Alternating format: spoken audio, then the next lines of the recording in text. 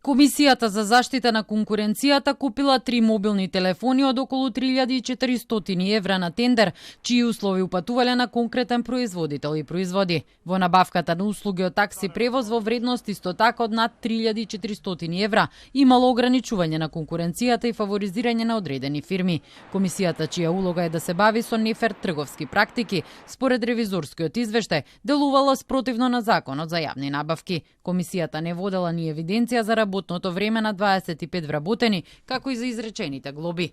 Одговорното лице да преземе мерки за континуирано евидентирање на предметите и побарувањата по основ на изречени глоби и да ја следи нивната наплата.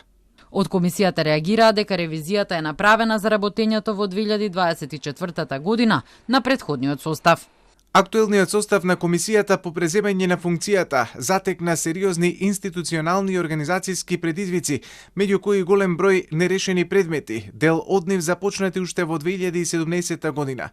Истовремено, комисијата за одлучување по прекршок подолг период не функционирала со полн капацитет, што придонело за застој во постапувањето и акумулирање на заостанати предмети. Оттаму веруваат дека сега комисијата е функционална и за тоа говорат и остварените резултати во прекршочните постапки.